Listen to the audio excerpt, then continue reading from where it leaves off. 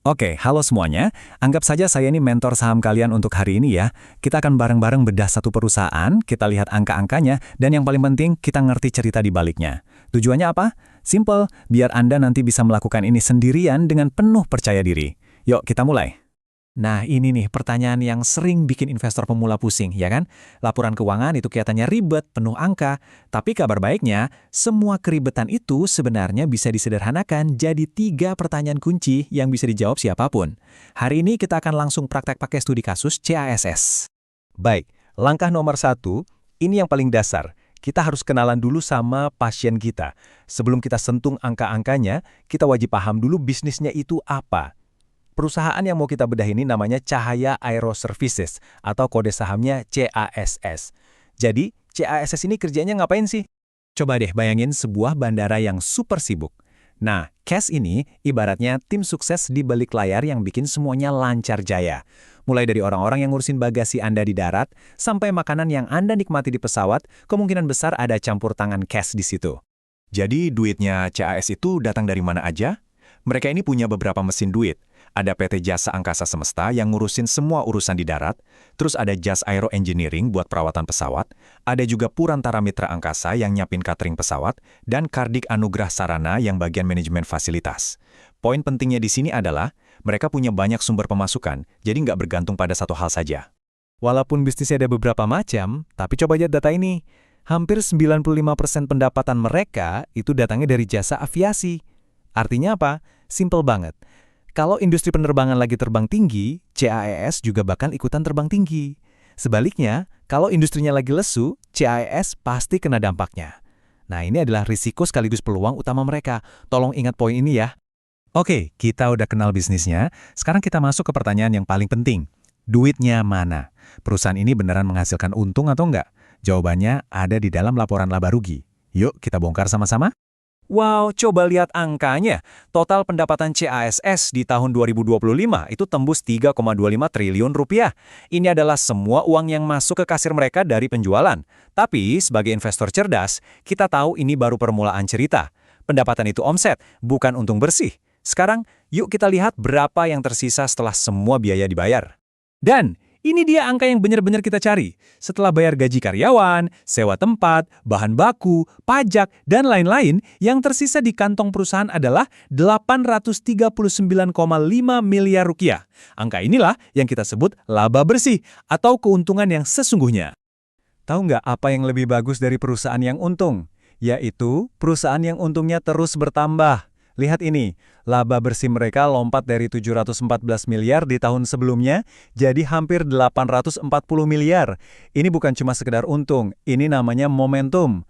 Ini sinyal yang kuat banget kalau mesin bisnis mereka lagi berjalan dengan sangat sehat. Oke, cash bisa menghasilkan uang. Checklist. Tapi pertanyaan berikutnya adalah, seberapa kuat fondasi keuangannya? Bayangin aja sebuah gedung pencakar langit. Semakin tinggi untungnya, fondasinya harus semakin kokoh kan? Nah, untuk memeriksa fondasi ini, kita perlu lihat yang namanya neraca keuangan. Jangan pusing dulu sama istilah akuntansi ya. Konsepnya itu sebetulnya simpel banget. Aset itu semua harta yang dimiliki perusahaan, dari gedung sampai uang di bank. Liabilitas itu semua utangnya. Dan ekuitas itu modal dari si pemilik alias duitnya sendiri. Aturan mainnya gampang, perusahaan sehat itu lebih banyak didanai oleh modal sendiri ketimbang utang. Terus gimana dengan CEOs? Coba lihat perbandingannya deh. Modal sendiri atau ekuitasnya itu jauh lebih besar daripada utang atau liabilitasnya. Artinya, sebagian besar harta perusahaan ini dibiayai dari kantong sendiri, bukan dari pinjaman. Ini tuh ibaratnya punya rumah yang cicilannya udah hampir lunas. Tanda fondasi keuangan yang sangat-sangat kokoh. Dan yang lebih keren lagi, sama seperti laba bersihnya, kekayaan bersih atau modal sendiri perusahaan ini juga tumbuh terus. Artinya, nilai perusahaan untuk para pemegang saham itu secara konsisten terus meningkat dari waktu ke waktu. Inilah yang kita cari sebagai investor. Grafik ini nunjukin semuanya dengan jelas banget. Lihat deh, lompatan modalnya dari tahun 2024 ke 2025. Ini bukan pertumbuhan yang biasa-biasa aja. Ini pertumbuhan yang ngebut. Fondasi yang tadinya udah kokoh, sekarang dilapisin lagi dengan semen yang lebih tebal. Solid banget.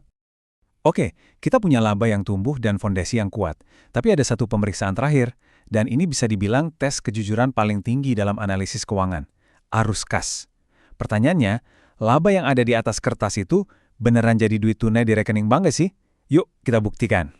Ini salah satu kutipan favorit saya di dunia investasi.